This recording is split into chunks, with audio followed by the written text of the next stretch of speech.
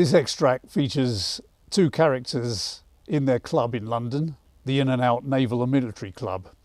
It's in 1974, and Sir James Morrison and Brigadier General Vaughan Warner are chatting. Sir James has just returned from Washington. They were discussing the American political situation.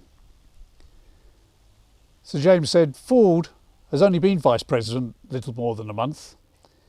"Yes, but why do you think he was shoehorned into that position? Not on merit, that's for sure. Just to be used."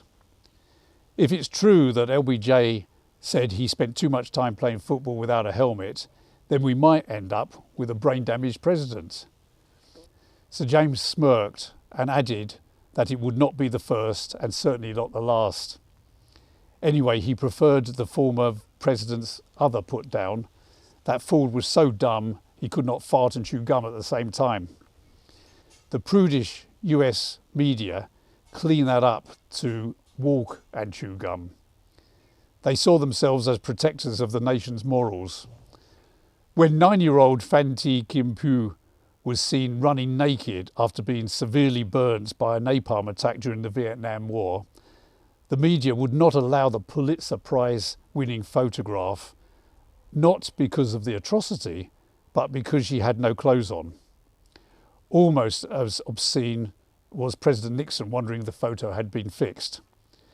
Years later, Facebook banned it briefly as it could not distinguish between an iconic, famous war image and child pornography, nor between porn and pictures of starving children in Bergen-Belsen without clothes.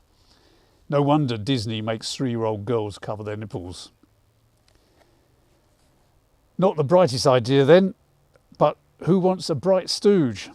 He played a crucial role for his masters perfectly on the Warren Commission, investigating Kennedy's death.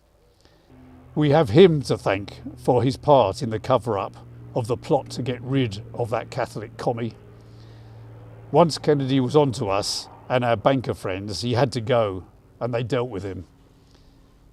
Kennedy got what was coming, partly because of his arrogance he got from his dad, but mainly as he was getting worryingly too close to understanding what we were up to.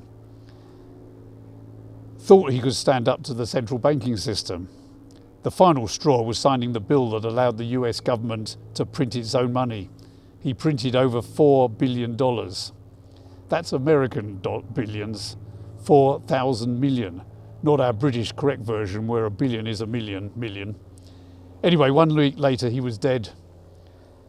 There was a risk of being exposed. You can't murder the most important man in the world without coming under some scrutiny. Ford helped us here.